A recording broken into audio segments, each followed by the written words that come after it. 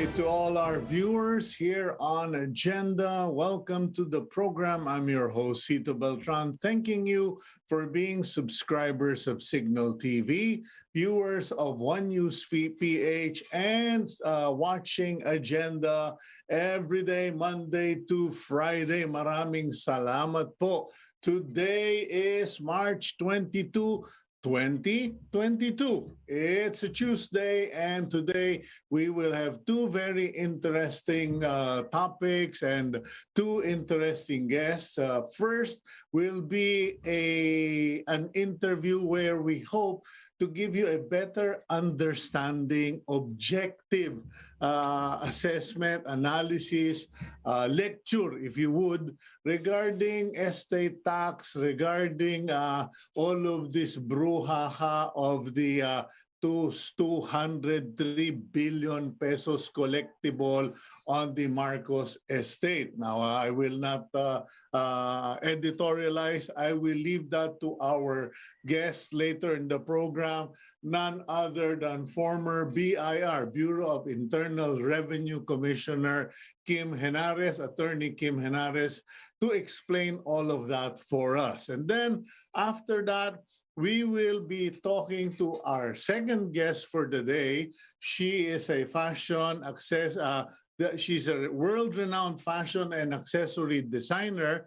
But today we will be interviewing Bea Valdes regarding a new program that's coming out here on Cignal TV, here on One News PH, if I'm not mistaken. And if it's called the Infinite Legacies program, and we will learn more about that program as we go through the interview. So join us. Marami po kayong matututunan regarding estate taxes and of course regarding the world of fashion dahil big time po ang ating mga bisita today. Now, let me just go to our daily starter. Our daily starter today comes from Galatians chapter 4, verse 7. And here we go. Okay, I'm no longer a slave to fear. I am a child of God. Okay, I want all of our viewers, our friends, please take that to heart. If you are a child of God, fear should not be in your, fear should not be the master of your life. Kasi marami po sa atin, lagi na lang kinakabahan, nervyos, may takot. Be confident of God's protection, God's provision, God's healing, God's direction. Okay? I mean, it's okay to be careful. But pag sobrang puro takot ang buhay nyo, nako, sabi nga nung mga kasabay ko in my generation, wag nyo na kaming takutin. Dati na kaming takot.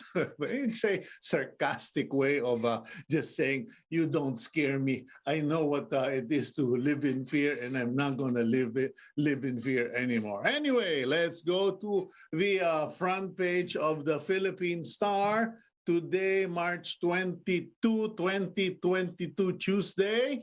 And there's the headline, good news for all of you. Ironic that we will all be happy with this good news since it's just a rollback. Okay, price rollback, 11.45 pesos reduction for diesel fuel and 5 pesos 45 centavos reduction for gasoline. That's the front page headline. At the top of the paper, Amended Public Service Act signed to lure investors. President Rodrigo Duterte has signed a liberalized or partially liberalized Public Service Act that is designed to attract investors in various public utility sectors. Pero yan po ay still subject to better understanding and further improvements. Nonetheless, that's the photo there at the top, President Duterte signing the bill into law as witnessed by Senate President Tito Soto and House Speaker Lord Alan Velasco. Okay, meanwhile, aid to poor households raised to 500 pesos. President Duterte decided and declared that yung 200 pesong ayuda, that will not sustain a family of 5. That will not make a difference. So if from 200, gawin nyo ng 500, bahala na yung susunod na gobyerno, administrasyon kung saan sila magnanakaw ng pera. Aray ko, sakit, sakit. But anyway, at least for the moment, the President has decided to give some assistance to the poorest of the poor. Below that story, you have student dies from hazing in Laguna. Ayan po. Hazing and fraternity recruitments continue to happen. And in this case, a student was found dead or died, arrived DOA after he was declared to have drowned in a river in Laguna. But as it turned out, he did not drown. He died from hazing injury. So the police are already looking into that. Meanwhile, that center photo of the Philippine Star, that's personnel of the Philippine Army having selfies during the opening of the Philippine Army Museum at Fort Bonifacio in celebration of the 125th anniversary of the Philippine Army. And there they go, displaying their Atmos 155mm L-52 self-propelled howitzers, okay, courtesy of an Israeli firm. Meanwhile, below that, we have a 4-day work week scheme still grants overtime pay. Okay, that clarification was made by DOLE Undersecretary Benjo Benavides, saying that employers must also grant premium pay on top of overtime pay during the proposed 4-day work week. Meanwhile, COMELEC to discuss additional sanctions versus debate skippers because during the last presidential and vice presidential debate sponsored by the COMELEC, the other participating candidates pointed out the willful, intentional boycott. Hindi naman daw boycott. Well, it is a boycott. They decided we're not going to participate in those debates. And the other candidates are saying, here we are, abiding by the rules, by the directions of the COMELEC. What is the COMELEC going to do to discipline, punish, or require these individuals, namely Ferdinand Bongbong Marcos and Sara Duterte, to participate in the debates or else? Meanwhile, Hong Kong lifting flight ban on Philippines and 8 other countries. Okay? Hong Kong's leader yesterday said that the city would lift flight bans on countries including the Philippines, Britain, and the US, as well as reduce quarantine time for travelers. Okay. And below that, you have a photo of the international airport in Hong Kong, where there are only 2 passengers at the check-in counters. Last but not the least, you have a photo of Edmund Briceño, a 45-year-old engineer filling an SUV tank with filtered and used cooking oil as additional fuel after getting gas at a gasoline station in Quezon City yesterday. I think, to be accurate, his vehicle is probably a diesel fueled vehicle, and dinadagdag na lang po yung cooking oil, yung fuel, because that has actually been done, presented, tested by many others in other countries. Kumbaga, pwede. Doon nga sa nation of Bougainville, when they had the revolution against Australia or their fight with Australia, and there was a blockade, the motorists use coconut oil. So ayun po. Okay, so that's all the news that I want to read for today, because I don't have all the time in the world, because I need to go to our professor for today. Our professor on taxation. Who could be better than a former commissioner of the BIR, a friend of the program, Attorney Kim Henares. Commissioner Henares, good morning to you.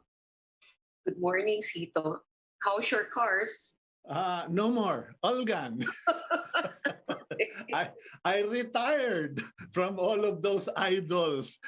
But of course, that is not our subject matter for today. Our subject matter for today is estate tax, and in particular, the Marcos estate, Madam Commissioner. If you would, could you kindly explain to us what's really going on? Because from what I recall, the issue a few months ago was Ferdinand Bongbong Marcos Jr. being accused of not paying income taxes on his salaries from, I believe, 1982 to 1985. And then that kind of like died down. But now there's an even bigger issue of a 203 billion tax liability of the estate of Ferdinand Marcos Sr. And people, the lawyer of Bongbong Marcos said, and then di pa settle dyan, it's up to the BIR. The BIR has agreed in principle to wait for the settlement of the cases. And then there are other lawyers who are jumping into the argument. What is your analysis? And what could you lecture us on, if you don't mind? Kasi ang hirap nung maraming sabi-sabi, Madam Commissioner. Actually, pumasok lang naman ako sa discussion kasi minention yung pangalan ko. No? Mm-hmm. Pero ang estate tax is kung yari ho may namatay, no? At may ari-arian siya, nung namatay siya, dapat ho meron siyang obligasyon under the law na first, yung heirs, administrator, executor have to submit a notice of death to the BIR within 2 months. So you have to submit the death certificate. Then second, within 1 year, you have 1 year to file your estate tax return and to pay your estate tax. Now, if you don't do that, there are surcharge and interest that will keep on ticking. No? Para yan metro ng taxi. Tuloy-tuloy ho yan hanggang hindi ho yun nababayaan. Ang pagkaintindi ko ho sa estate ni Ferdinand Marcos Sr. is meron ho siyang asset na hindi ho na-sequestered. Kasi pag na-sequester na ho noon namatay siya, hindi na ho yan sa kanya. And therefore, hindi ho yan niya estate. You know, meron siyang asset na hindi ho na-sequestered na yun ho, dapat binabayaran niya ng estate tax. At yung estate tax, from what I understand, and based on the Supreme Court decision, the basic tax is around 23 billion more or less. So 23.3 billion yata ho yung assessment. Ngayon, noon hong namatay si Ferdinand Marcos Sr., ang tax rate ho umaabot ho ng 60%. Kaya ganun yung kalaki. So kung lumampas ka ng 3 million, 60% na ho ngayon. Anything in excess of 3 million, kailangan nagbabayad ho kayo ng 60%. Yun ho. So kasi sinasabi ng tao, bakit ang laki? Kasi at that time, the estate tax is 60%. Since the highest bracket is 60%. Ngayon ho, dun sa sinasabi ho na may kasunduan, hindi ko alam kung meron man or wala at kung ano yung kasunduan. But the mere fact na inassess ho ang estate ni Ferdinand Marcos Sr., ibig sabihin no, kung meron mang hong kasunduan, wala na ho yun. Kasi kung may kasunduan, hindi ho siya ina-assess. Mhm. Yun po. Kumbaga, hindi kita papadalan ng singil kung wala ka namang pagkakautang o wala kang dapat bayaran. But I guess my first question, Commissioner Henares, is first of all, paano nangyaring nagkaroon sila ng 23 billion? Kasi sinasabi mo dito, ito yung properties na hindi na sequester o yung sinasabi ng gobyerno o ng PCGG na ill-gotten wealth. So ang presumption natin o sasabihin na lang natin na maayos yung mga ari-arian na yan. Kanya lang sabi ko 23 billion and 1997 yan. Do you have any, kasi nag-commissioner naman kayo, I'm sure baka one way or another nakwento yan sa inyo ng tao ninyo. Do you have any idea what comprises the 23 billion estate? Actually, noon commissioner ako, yung ganyan hong kaso, kasi collection na ho yan eh. Meron ho kaming departamento na ang trabaho wala hong ginawa kundi mangolekta sa mga taxpayer na final and executory na ho yung mga assessment. No? At wala ho silang ginagawa kundi maghanap ng mga properties at mag-levy at mag-attach. So, kasi 1997 yan, ako Commissioner 2010, hindi, as long as tumatakbo naman ho yung departamento, hindi ko na ho mina-micromanage. No? Mhm. Kasi marami ho ibang dapat gawin. No? At yung kaso naman ho na yan, na-settled na ho ng Supreme Court. So, ang alam ko lang ho, ginagawa ng BIR, yung collection department, is naghahanap sila ng mga property at ina-attach ho yung property kung meron ho silang makita. Okay, may nagpadala sa akin ng video ni Attorney Trixie Cruz na kung saan sinasabi ni Attorney Cruz na as far as estates go and BIR collections go, itong gustong makuha ng BIR, kung alam nilang merong property, dapat kinuha na nila. Hindi na yung, ito yung assessment, magbayad kayo kasi 1997 pa itong kaso. Kumbaga, sobrang tagal na. It's been there for so long that the BIR, if they really want to, should simply step in and say, okay, we're going to attach all of these properties. But apparently, they never did. Would you know why that is not the case? And is it correct that what Attorney Trixie Cruz was saying, that the heirs do not have a liability because the BIR can directly attach the said properties? Okay. First po, no, ang BIR, kailangan hanapin niya yung property na nakapangalan po kay Ferdinand Marcos Sr. Mm-hmm. Hindi naman ho, kasi estate ho yan ni Ferdinand Marcos Sr. Hindi naman ho yan ganun kasimple. No? Kailangan determinin mo na sa kanya yan at i-attach mo. Ngayon, kasi sasabihin nyo, marami siyang property, pero marami siyang property na sequestered. So kung na-sequester na yan, hindi na ho sa kanya. So hindi ho namin yan pwedeng galawin. Correct. Kasi nasa gobyerno na yan. Ngayon, hinahanap namin yung property. So meron kaming nahanap na 11 property dito sa Manila. No?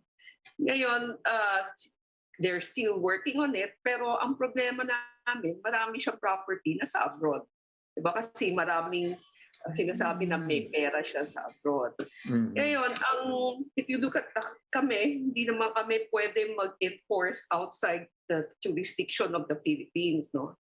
Kaya meron ho kaming nirekomenda na dapat salihan natin na convention. Ito yung Mutual Assistance Convention na sinusulong ho ng OECD. No? Na nirekomenda namin na i-ratify natin para pwede tayong humingi ng tulong sa ibang bansa na kung may property ho yung hinahabol natin, pwede nila tayong tulungan na kunin yung mga property na yan.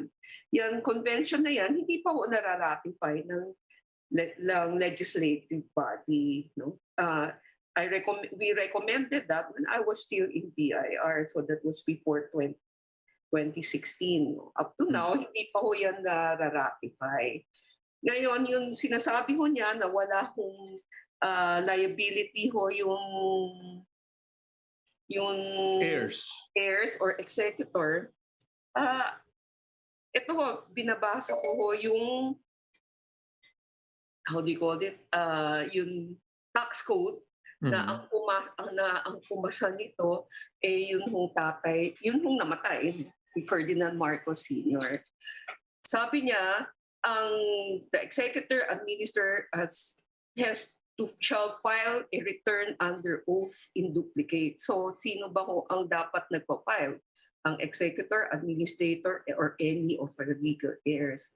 At meron na yung sinabi dito na sino ba ho ang dapat magbayad.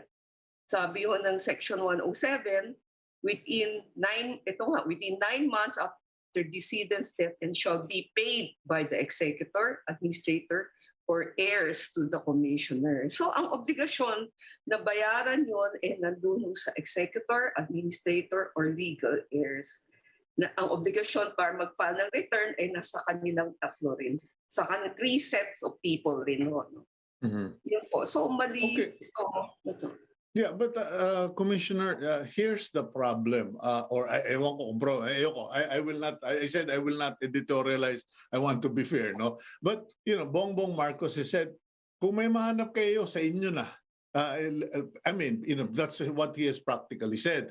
That you're welcome to take it if you can find it. These are all speculation.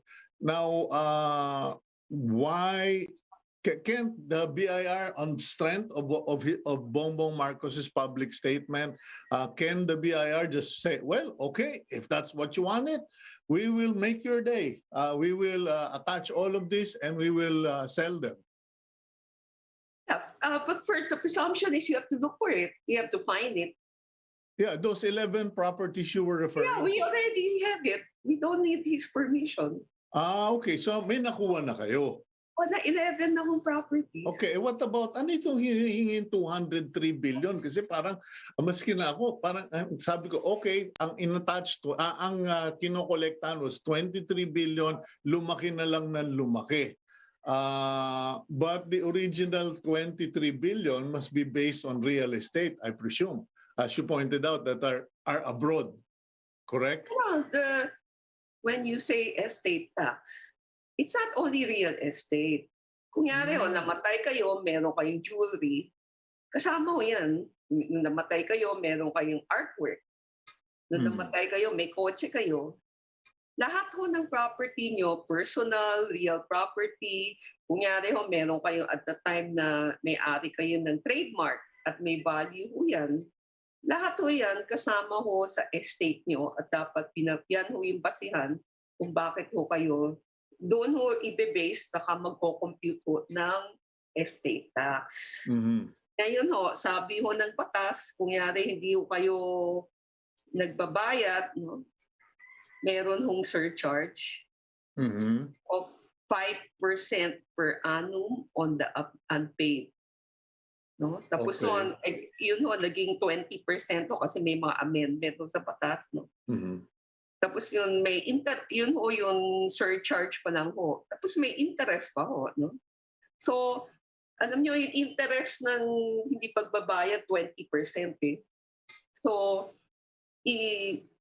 titignan niyo lang 6 plus 20 on top of the 60%.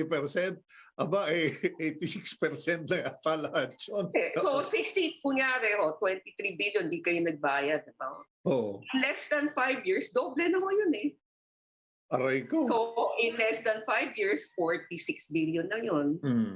So, kaya ganun tumataas. Okay. But the question now is, okay, let's focus naman on the liability. Kasi sabi ninyo, first the administrator or executor or the immediate relative.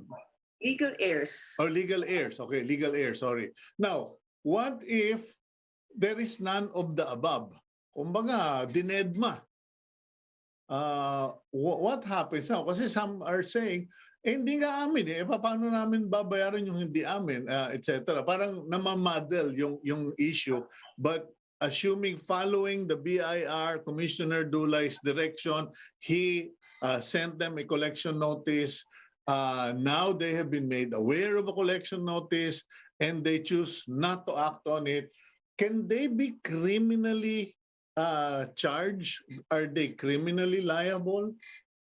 There's a provision in Section 119. No? Pero ito, kailangan mag-file ang government. No? Hindi ito self-executory. Mm-hmm. Nakalagay doon, any person required under this charter who fails to pay, who fails to pay. No? So make a return, nag-make ng return ang government for them. You can be fined by not more than 2,000 pesos or imprisonment of not more than 6 months or both. So may criminal penalty rin ho yan. No? Pero tatanungin ng tao, bakit hindi finailan? Alam nyo, ang BIR normally, may risk. Normally dati, hindi ho yan nagpa-file ng mga tax evasion case. Parating assessment lang ho yan, o kaya ile-levy, i-garnish. No? Kaya hindi ho naging policy ng BIR na mag-file ng tax evasion case, maliban lang nung nag-umpisa lang yan nung time ni Commissioner Paraino. No? Pagkatapos noon, kinontinue ho namin sa time ko ho, at ngayon tuloy-tuloy pa rin ho yan. No? Pero ang normally nakakonsentrate kami dun sa mga taong hindi nagpa-file. No? Okay. At normally nakakonsentrate din kami normally sa income tax, sa VAT, sa percentage tax, sa excise tax. Kasi yan, regular yung pag-compliance. No? So parang tinuturuan mo yung tao, kailangan mag-comply kayo regularly. Wala po ba, is there no law that requires the BIR to file criminal cases against this or suffer the consequence of administrative and criminal charges for dereliction of duty? Kasi parang, okay, ito may gumawa ng labag sa batas, you are supposed to enforce the law, you did not enforce. Is there such a law that requires BIR officials to file charges against those who don't pay taxes? No, there's no law that requires the BIR to do that. These are just weapons available to BIR that they can use. Kasi it's like kayo rin tayo, no, as an individual, no. Kung may nagkasala sa atin, depende rin ho sa inyo kung gusto niyo siyang filean ng complaint. No? Kung ayaw niyo filean, wala hong criminal complaint, no, maskin pa ano gawin ng tao, no. Kasi it's your choice how you want to do it. Pwede rin sasabihin mo na lang, indemnify me, di ba? So, kasi sa totoo lang ho, there's a need for reform in our justice system. No? Kasi nagpo-file ka, hindi ka naman sigurado na ipa-file ng prosecutor. Tapos kailangan yung tao mo, you have to devote time, effort. Kung ikaw ay private sector, dapat bayaran mo yung lawyer mo. So, karamihan, kasi the way the justice system works here in the Philippines, which needs reform, is wala kang kasiruduhan na you will get the remedy that is due you. Ayun, okay. Well, last question na lang, Commissioner. Do you believe or do you feel that a law is needed and a law should be passed requiring officials of the BIR to actually file charges? I don't think a law should be passed to require that. No, I think the National Internal Revenue Code should be amended to make it very clear that the BIR can directly file their complaint to the court without going through the Department of Justice, or let's say there's a collection case, without going to the Office of Solicitor General. That the BIR can, because we have a legal department, we have a prosecution department, can on its own, without need for supervision from a Department of Justice or OSG, to go and directly file the case in court. No? And the second thing that I think that should be amended in the National Internal Revenue Code is to make everything, any question related to the National Internal Revenue Code be under the exclusive jurisdiction of the Court of Tax Appeal. Kasi maraming kaso pumupunta pa sa RTC, sa MTC, hindi naman, kaya nga tayo may specialized court, no? Court of Tax Appeal, kasi taxation is a difficult subject matter. Maski naman tanungin mo any lawyer, no? Pag taxation, lahat ho sila, 90% of lawyers are surrenders when you talk of taxation. No? So what more? So kaya ho tayo nag-create ng CTA. So to make full use of that, dapat ho, anything that relates to the National Internal Revenue Code and the action of the Commissioner of Internal Revenue should just be with the Court of Tax Appeal para mas mabilis at mas, tingin ko, mas siguro magiging tama yung desisyon. Kasi alam nila, wala naman silang dapat, kasi sila lang yung court na wala silang dapat ginagawa kung di mag-aral ng taxation. Ika nga, leave it to the experts. Yes, sir. Okay. Well, Madam Commissioner, Attorney Kim Henares, thank you very much for your time today, and thank you for being patient with me, giving me and people like me a better understanding of all of these tax issues. Have a good day, ma'am. God bless you. Yeah, thank you and hope to see you soon. Okay. Okay, I promise you that. Okay, we will. Thank you, Commissioner Henares. We'll go for a quick break, and when we return, I have to put on my fashion shoes because I'm going to be talking fashion to all of you. Okay, we'll be right back here on Agenda.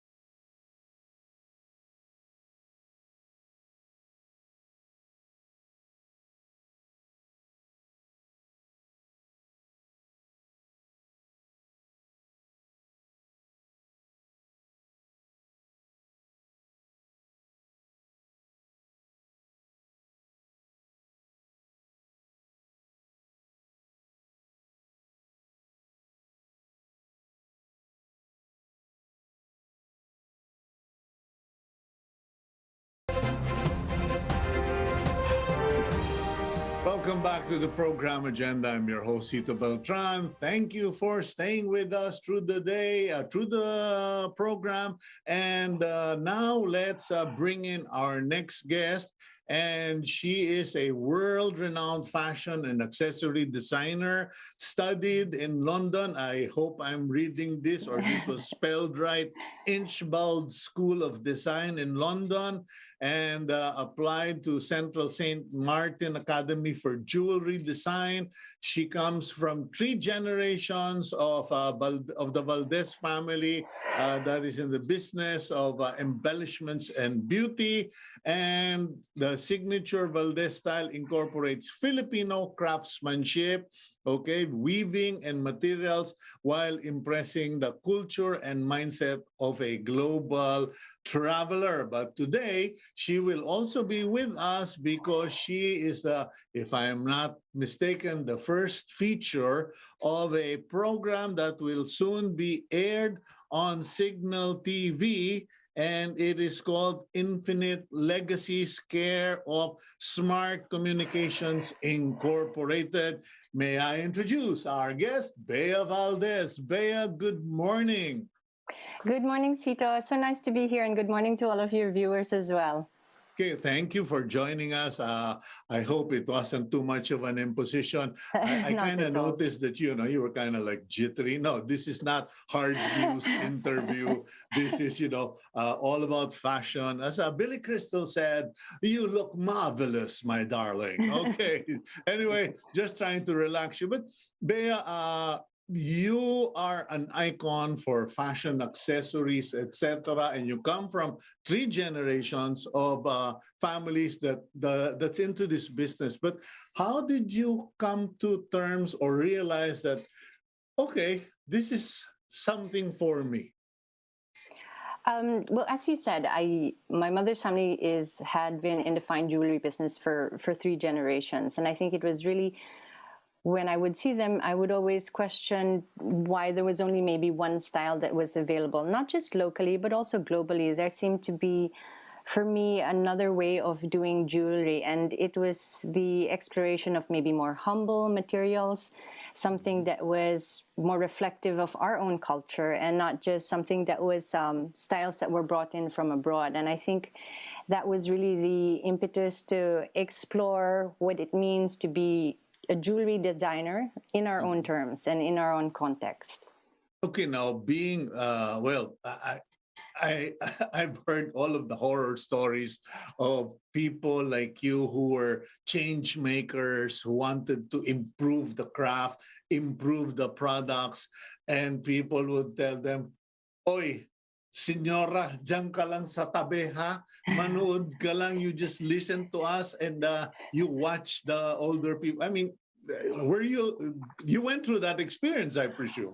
Actually, no. I think it was more, my mother and I would have a lot of conversations about design, and I don't think she's always very receptive and curious about the perspective. So I think more than that, she was instrumental in getting me to begin and explore. So not at all. I think she understood that there was a gap in the market as well, and she really helped me in the beginning and up to now sort of find new materials and new ways of expressing the craft of jewelry.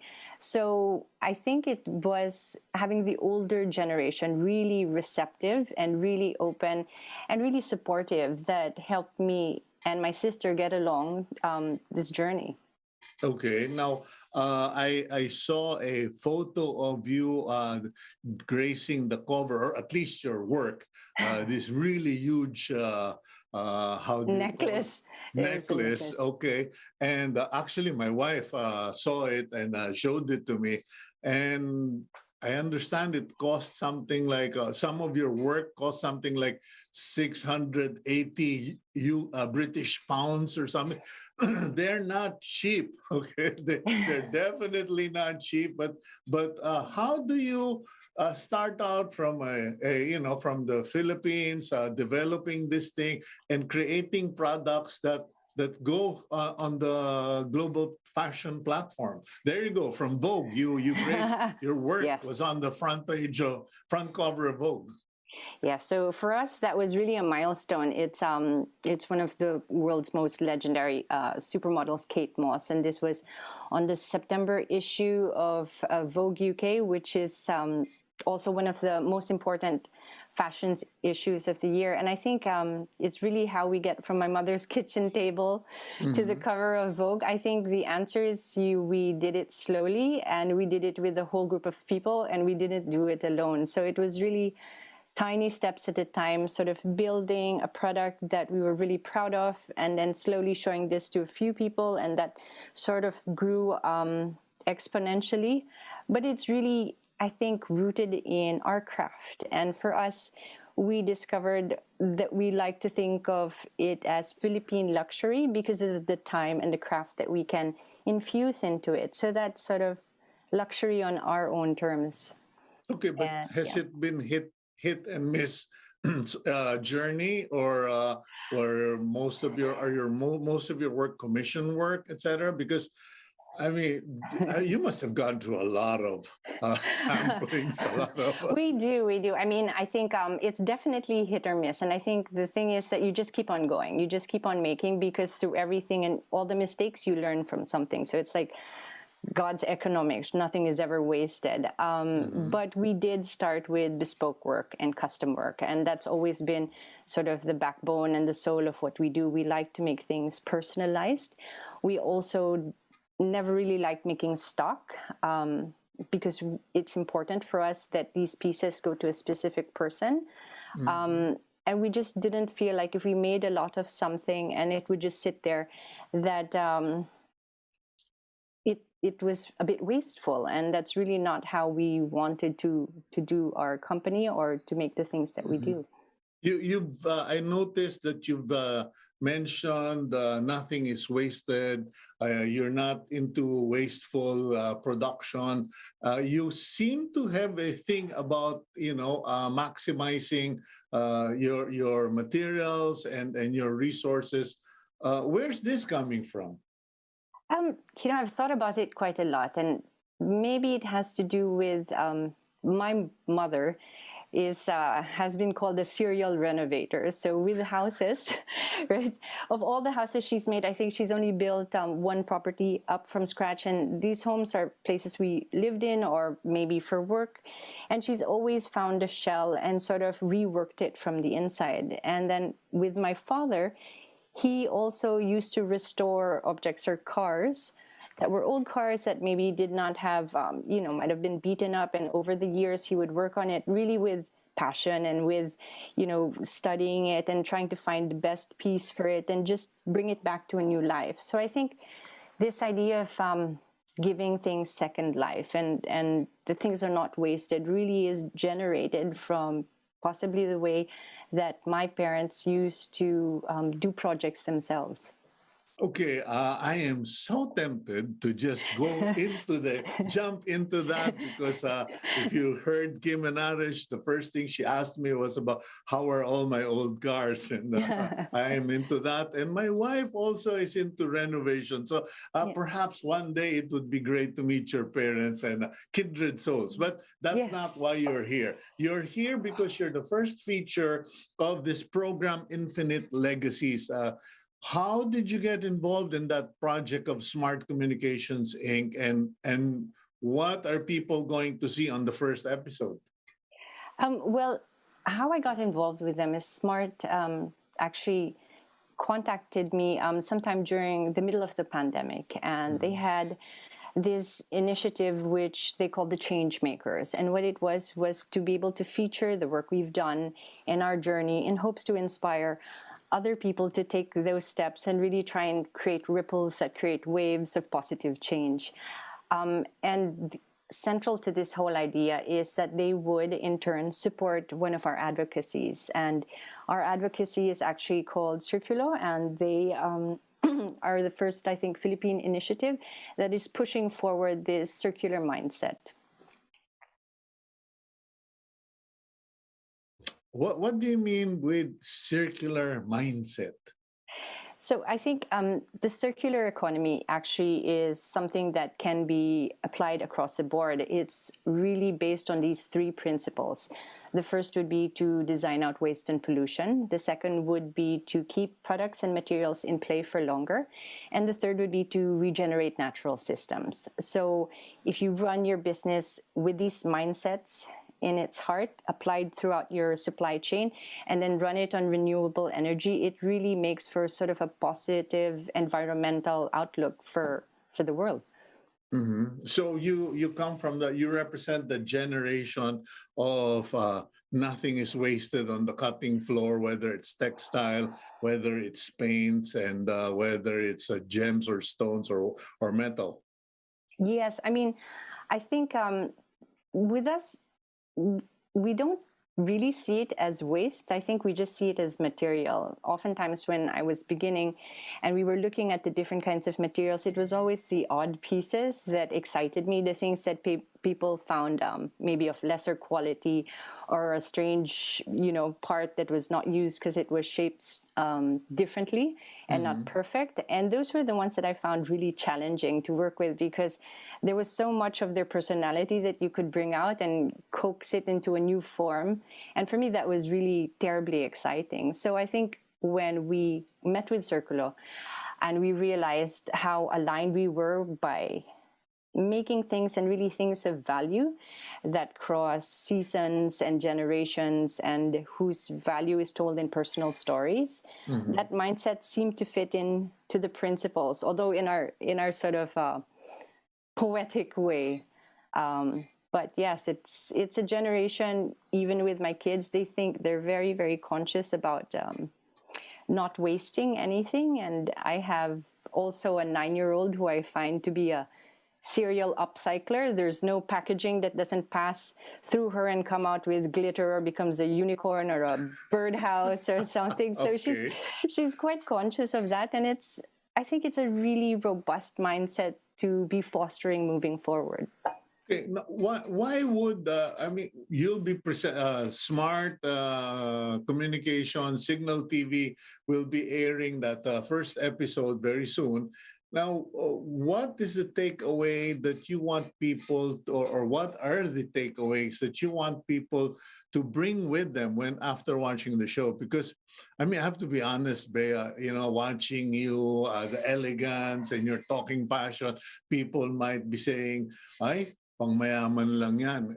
And we here on Cignal, and especially on Agenda, I'm trying to promote segments that are aspirational.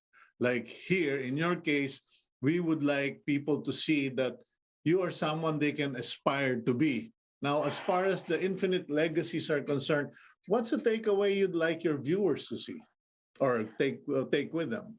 I think the most interesting thing about the Infinite Legacy series is it really breaks down to starting points. And I think people will really be able to identify where they are on their similar journeys and how these things can really create ripples of positive change.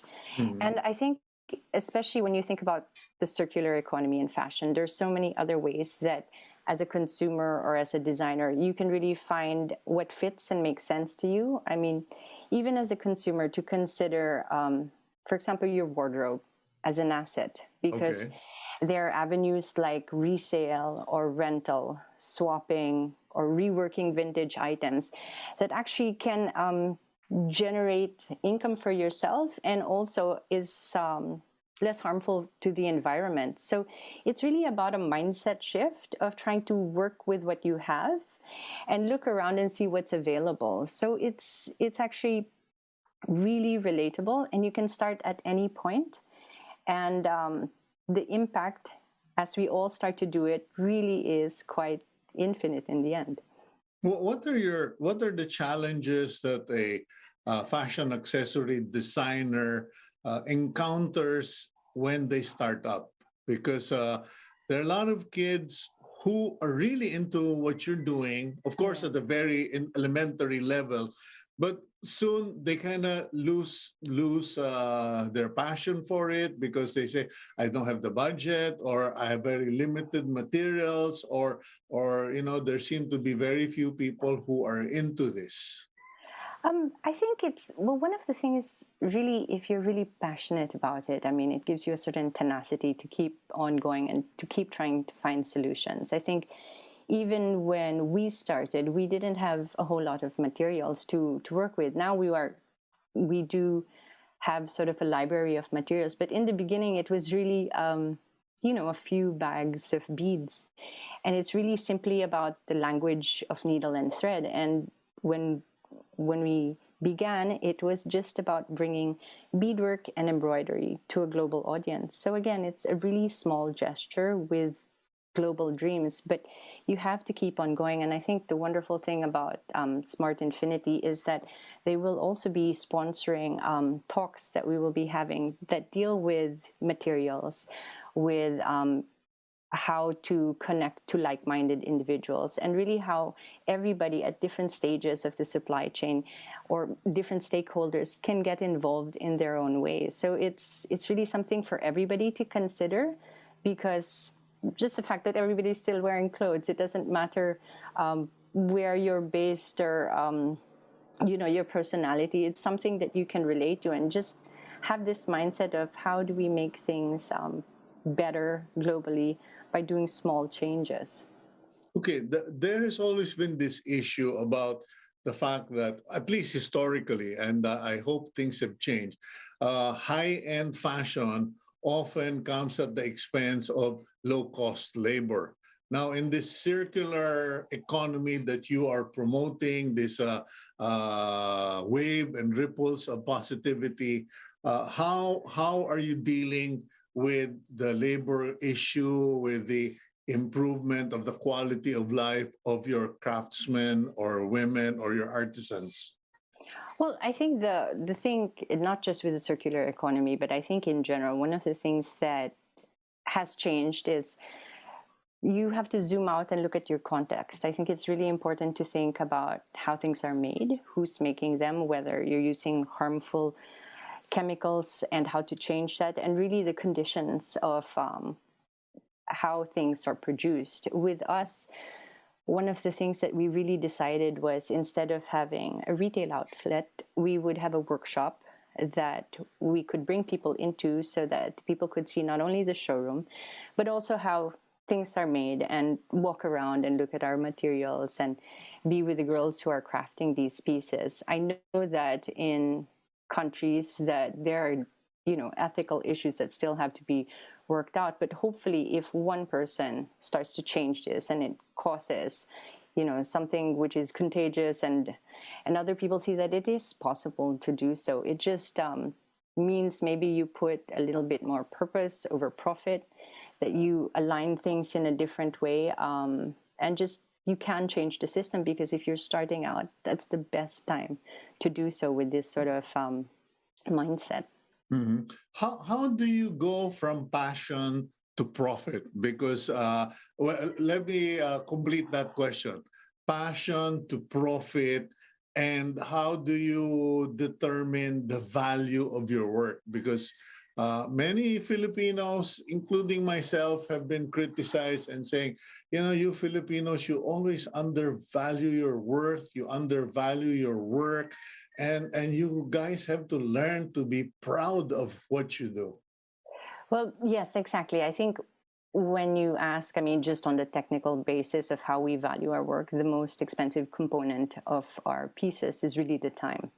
And it is precisely because we value our work. And I know that when we were first beginning, people would say it's quite expensive. And I said, well, what is 1 month of your life worth? Because that is the month that everybody works on this one piece. So materials and skill are important, but it's really the time of our people who invest in this piece that really gives it meaning, and sort of is what we showcase globally. Have you ever had to rely on a model, an endorser? Because like that wonderful magazine cover of Kate Moss with your bangles. I hope I'm using the right term. Are those bangles? Necklace. I'm sorry, I confused No my worry. terms. But that I'm sure got everyone's attention. But as you started out, when you were beginning on this road, did you? What was your? We didn't have any endorsers or models that we would go to. It was really, we hoped to create the pieces so that they were strong enough by themselves, so they were strong enough to tell the story, so they were obvious enough so that you could see the work of the hand and the craft, and that they were intriguing. I think it was always this idea of creating modern heirlooms and what that meant. So for us, that was where we concentrated all of our efforts on the piece, so that they would market themselves and stand on their own. Mm-hmm. Now, what is the range of your work? Because we saw that necklace, but when people say fashion accessories, I think practically anything that a woman puts on can be a fashion accessory. Absolutely, I agree. I think range in terms of style, because although we do pieces that are from fashion, like small accessories, like earrings, we've also been able to do large-scale artworks, which might be 8 meter 30 high by 4 meter wide. So I think for us, it's really about craft and the things that you can do with your hands.